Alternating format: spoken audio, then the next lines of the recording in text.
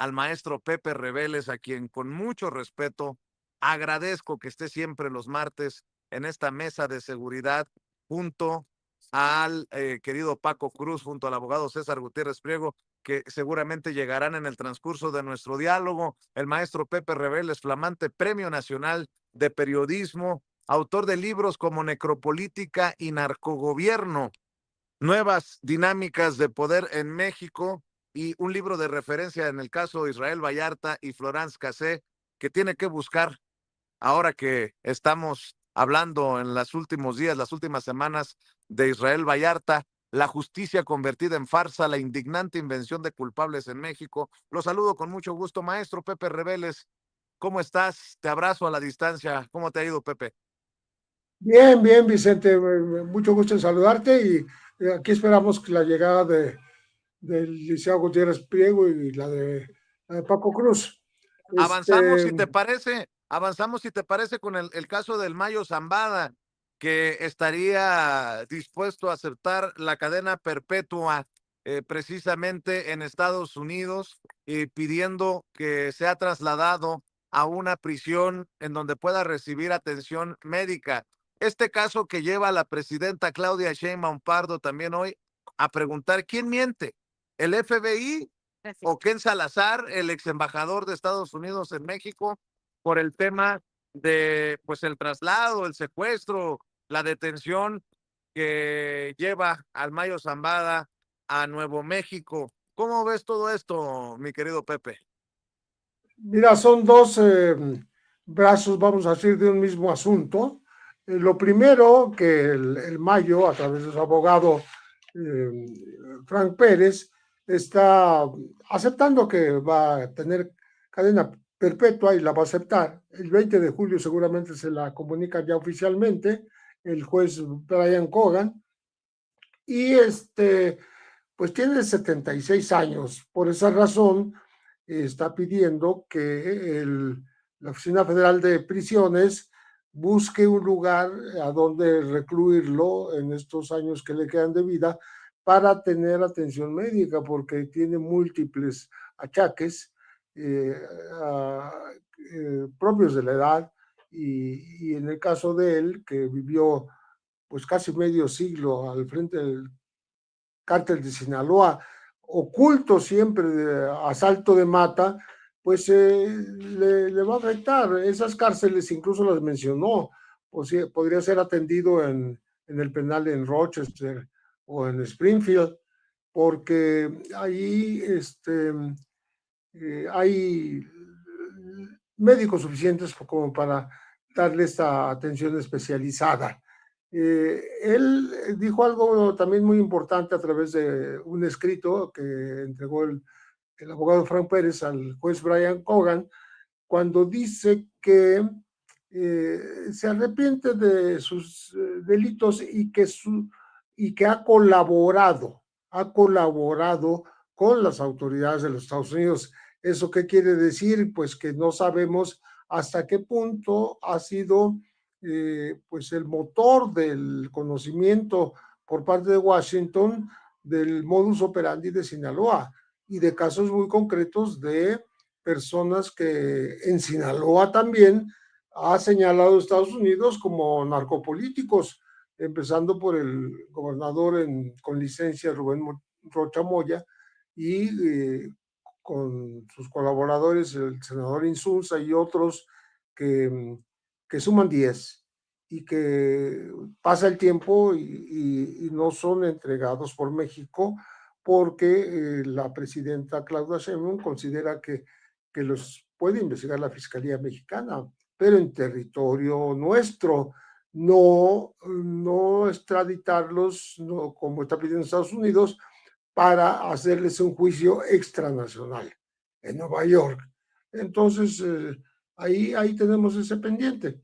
Y el otro pendiente, la otra cara del asunto Mayo Zambada, es justamente que todavía es la fecha en que no sabemos exactamente si habría participado, no lo sabíamos, el FBI directamente en todo este operativo en el cual Joaquín Guzmán López, hijo del Chapo Guzmán, engañó a su padrino y lo llevó desde Culiacán sometido en un avión Beechcraft que llegó al aeropuerto de Santa Teresa.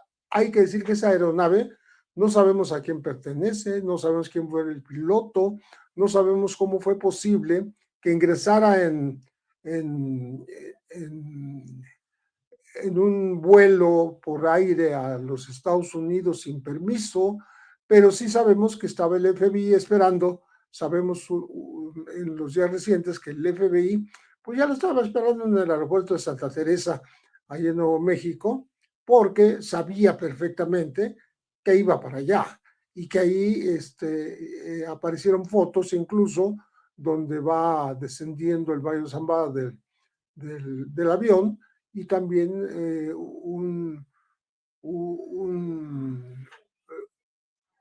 la captura de quien lo llevó, Joaquín Guzmán López, que está esposado, ahí aparecen las fotos también, ¿no? Entonces, estamos hablando de un operativo que permitió o más bien planeó el FBI para de esa manera tener a este super capo de, Oye, de, de categoría mundial, ¿eh? sí. Este, Oye, Pepe, pero ¿sí? lo que plantea la presidenta hoy en la mañanera, nos concede a nosotros la palabra y el planteamiento que le hago es qué tan apoyada queda la confianza del lado mexicano hacia Estados Unidos, porque la que me pongas está de miedo, ¿no? Si mintió Ken Salazar como embajador de Estados Unidos en México, mal. Y si el FBI se metió a negociar en territorio mexicano la captura o el traslado del Mayo Zambada, también mal, por donde lo veas. Y lo que me parece, y se lo comentaba Mike Vigil, el ex agente de operaciones, director de operaciones internacionales de la DEA, pues resulta una burla para el gobierno, primero de Andrés Manuel López Obrador y ahora de Claudia Sheinbaum, que pongan a exposición, a exhibición pública el avión en donde se trasladó al Mayo, como si fuera un logro precisamente del FBI. La que me pongas está para llorar cualquiera de los panoramas, Pepe. Como tú dices, sí, parece una burla, porque el tema es que no sabemos ni siquiera a quién pertenece ese avión. No sabemos quién le permitió volar sin los aparatos de localización, sino que los prendió ya faltando 5 minutos para aterrizar en Santa Teresa, Nuevo México. No sabemos quién era el piloto. Es una aeronave clonada con una matrícula sobrepuesta bueno, y ahora lo exhiben como casi que un trofeo de guerra, que eso viene a ser para ellos un trofeo después de que el FBI confirma que sí participó en el operativo contra lo que decía Ken Salazar de que no había participado en ninguna agencia. Entonces, estamos frente a una serie de mentiras y ocultamientos por parte del gobierno de Estados Unidos, porque pues México solamente estaba esperando que le diera la información correcta, a 2 años de que el Mayo llegó a Estados Unidos contra su voluntad.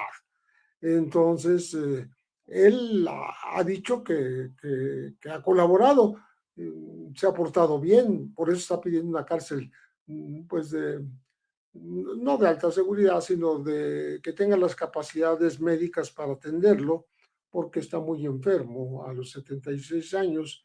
Entonces, creo que el asunto por México no ha quedado. México se ha comportado como es correcto, exigiendo respeto a la soberanía, que no se dio en este caso, por la acción del FBI. Todavía a lo mejor nos vamos a enterar de que los agentes del FBI estuvieron en territorio mexicano para llevarse al Mayo. Eso sería gravísimo, pero podría ser.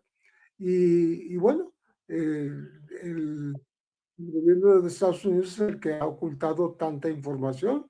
No tenemos tampoco la información correcta desde México de cuando el Mayo acudió a un llamado en una finca, en un rancho de Culiacán, porque iba a estar el gobernador Rubén Rocha Moya, que no estuvo, pero sí estuvo el,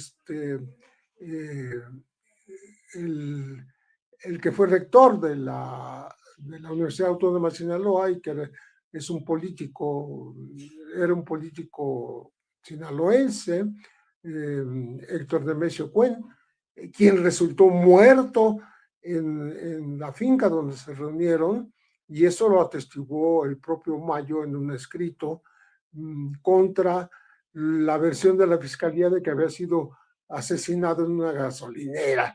La fiscal de Sinaloa inventó eso porque no fue cierto. De todas maneras, ¿qué hacía el Mayo? Negociando con políticos de nivel en Estados Unidos, que era el asesor o de qué se trataba, qué hacía negociando asuntos políticos y universitarios también, ¿no? Pero bueno, fue el pretexto que le dieron para poder acudir a esta finca, donde ya lo esperaba Joaquín Guzmán López y lo sometió, lo metieron varias personas, no sabemos si solamente mexicanas o también ya gente de operación del FBI, a una cajuela de un carro para llevarlo al aeropuerto a 30, 40 minutos en Culiacán y de ahí llevárselo a Santa Teresa, Nuevo México. Entonces el caso se enreda en vez de aclararse y creo que México se merece que tener la información confiable, certera, que no haya dudas de cómo ocurrieron las cosas. Pepe, y el caso del ex embajador Ken Salazar, también interesante analizarlo porque algunos medios como el Reforma sacaron un extracto o un adelanto de su libro que señalaba que un personaje, al que llama susurrador, le dijo que estaba temblando López Obrador por lo que pudiera decir el Mayo, el Mayo Zambada, que hoy sabemos estaría dispuesto a aceptar la cadena perpetua para evitar también un juicio así escandaloso. Eh, Me llama la atención porque si se confirma que el que mintió fue Ken Salazar, ¿con qué credibilidad publicas un libro en el que no publicas el nombre de quien te dijo lo que dices que te dijo? Parece trabalenguas, pero más o menos por ahí va la cosa, Pepe. Y en el mundo de la política y en el mundo también de la prensa, pues sin credibilidad no hay nada. Claro, el susurrador en su apodo lleva su secreto, es un anónimo que le dice a Ken Salazar cosas muy delicadas como el hecho de que Andrés Manuel estuviera muy preocupado por, el descubrimiento de gente suya, bueno, gobernadores cercanos a él, pero también de funcionarios públicos cercanos a Morena, que estuvieran ligados al narcotráfico. Eso es lo gravísimo, ¿no? Que lo diga un ex embajador sin dar la fuente. Pero bueno, creo que lo de Ken Salazar era de esperarse y sobre todo ahora que se descubre que mintió cuando dijo que no había participado en ninguna agencia de Estados Unidos en el operativo para llevarse al Mayo sin consentimiento, con engaños de su ahijado Joaquín Guzmán López a los Estados Unidos y este y que se podría inferir del libro de Ken Salazar, estaría informando a Estados Unidos de qué se trata, cómo opera el cártel de Sinaloa. Ahí estamos viendo la fotografía de cuando baja el Mayo del avión, ya había bajado el chapito Joaquín Guzmán López y estaba esposado, pero pues esa misteriosa y ahora como trofeo triunfal de los Estados Unidos, aeronave, pues simplemente era una aeronave más falsa que una moneda de 3 pesos, ¿no? Porque estaba clonada, eh, voló sin permiso a los Estados Unidos, desconectó la geolocalización para no ser descubierta por autoridades mexicanas mientras estuviera en territorio mexicano, etcétera. Entonces, hubo todo un operativo que no es gratuito, que no es casual, no es de coyuntura, sino que se fue planeando seguramente durante meses, y durante meses seguramente el FBI estuvo conversando con Joaquín Guzmán López para que él fuera el instrumento entregador, ahí sí, con nombre y apellido, y que esté ahora. Me entero yo que Ovidio, o sea, el hermano carnal de padre y madre de Joaquín, ese día recibió medidas cautelares favorables en Estados Unidos, lo que quiere decir que todo estaba perfectamente coordinado. El mismo día que el Mayo llegaba contra su voluntad a Estados Unidos, ese mismo día Ovidio recibió beneficios penitenciarios. Ahora, tanto Ovidio como Joaquín están negociando pues una reducción de pena. Están jóvenes como para recibir una cadena perpetua tipo la del Mayo Zambada, ¿no? Entonces yo creo que se puede vaticinar que van a estar pocos años en la cárcel. Querido Pepe, por alguna razón que desconozco, no han entrado al sistema y creo que será hasta la próxima semana cuando saludemos al querido maestro Paco Cruz y al abogado César Gutiérrez Priego. Hay que recordar que la conferencia nos sacó a todos de balance porque inició más tarde de lo acostumbrado. Se nos avisó en el momento que iba media hora retrasada la presidenta y los funcionarios que la acompañaban. Pero no quiero perder esta oportunidad de mencionar el caso de Brenda Quevedo. Fíjate que hace unos días me recibió en su casa para una entrevista cara a cara, frente a frente, y me ha contado pues, los detalles escalofriantes de este caso que también pone sobre la mesa hace un rato en la mañanera el buen Hans Salazar. Eh, yo tengo mucho que aportar también después de entrevistar a Brenda Quevedo y revisar parte de este caso, un caso más de un sistema de injusticias mexicano que necesita definir la situación de una mujer como Brenda Quevedo, víctima de las cosas más incontables y de tortura, mi querido Pepe. Yo sé que conoces el caso, sé que te has pronunciado y además me dio un escalofrío lo que me dijo cuando le dije, oye, Israel Vallarta me mencionó esta lista de personajes que podrían estar todavía en puestos de poder, de aquellos que los torturaron, y me dice, pues básicamente es la misma lista de mi caso. Tremendo, ¿no? Cómo funcionaba también una red no solamente de montajes, sino de perversión en tiempos de Genaro García Luna como autoridad máxima, querido Pepe. Por supuesto, pues lamento la ausencia de Eliseo Gutiérrez Priego y de Paco Cruz. Seguramente están viendo el partido de Argentina contra Egipto. No, no es verdad. Yo creo que el caso de Brenda es paradigmático en el sentido de que es una perfecta culpable inventada, por todos los lados que lo veas. En el caso aquí de la del supuesto secuestro y supuesta muerte, supuesto despedazamiento del cuerpo de Hugo Alberto eh, Wallace Miranda. Brenda ni siquiera lo conocía, pero era la novia de Jacobo Tagle. Y entonces, como tal, la capturaron junto con Jacobo, con César Freire, y con Juana Hilda González Lomelí, que ya salió libre. Pero Brenda está cumpliendo 20 años sin sentencia, está en prisión domiciliaria, no puede asomarse ni a la puerta de su casa porque trae un grillete en el tobillo y no se le permite hacer nada. O sea, está libre, pero no está libre porque está en su casa presa.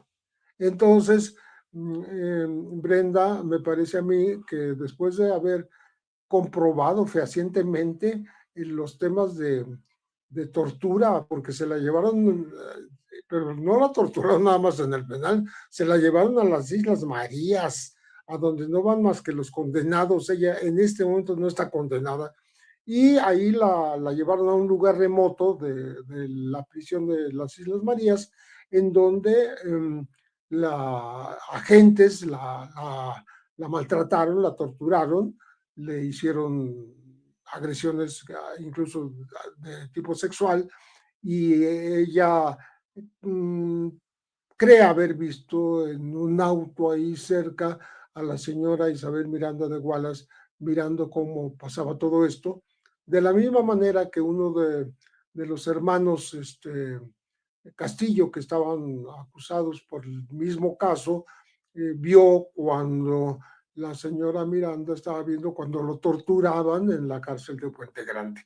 Entonces, es más que evidente una invención de culpable en el caso de Brenda Quevedo Cruz, que pues sobre todo porque, como lo dice en su libro Ricardo Rafael, su libro Fabricación, pues él recuerda que entrevistó a la que fue compañera de Hugo Alberto, con la cual tuvo una hija y que está en Estados Unidos, a donde justamente se fue después del presunto secuestro y muerte de Hugo Alberto.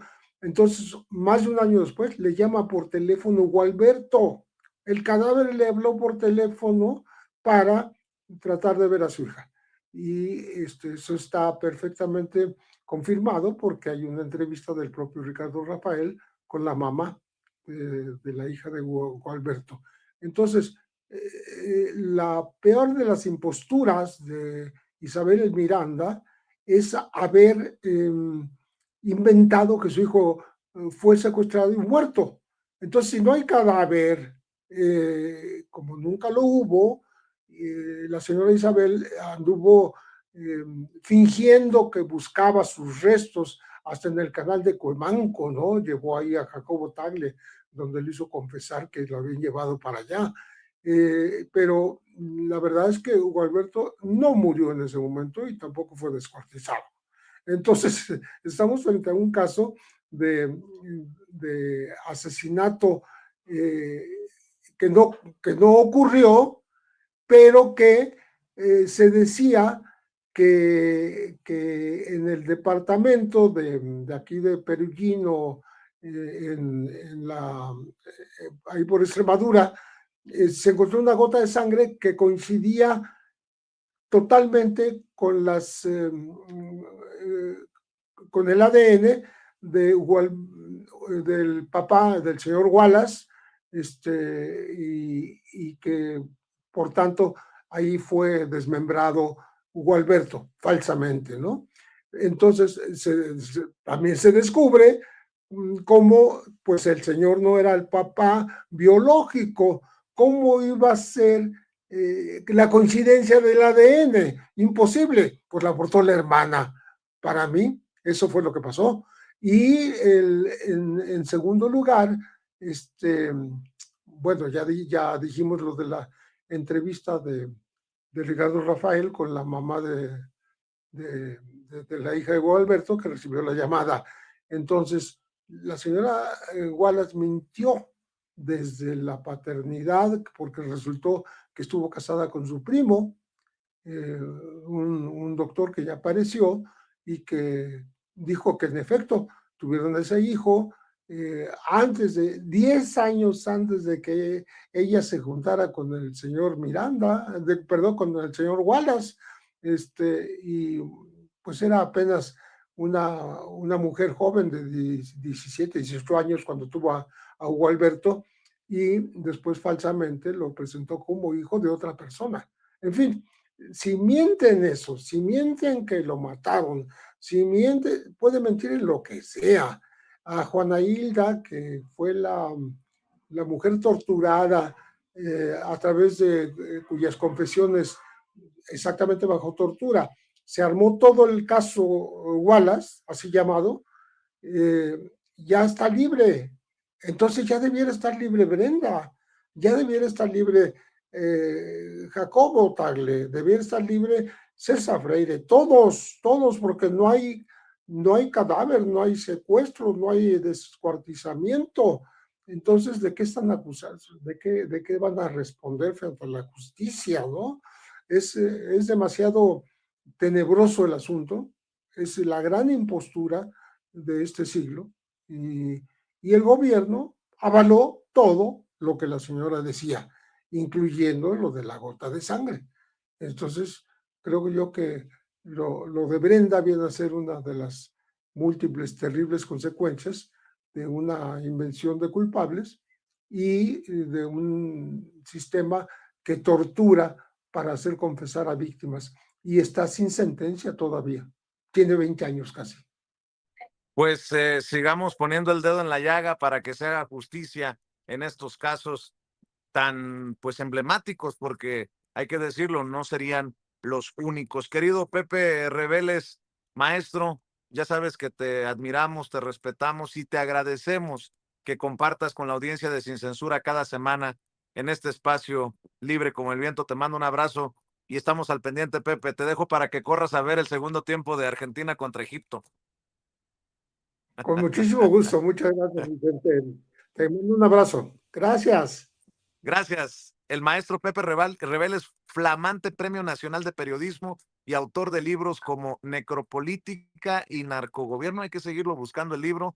Y porque está el tema calientito, el Affair Cassés, una historia de novela, la indignante invención de culpables en México.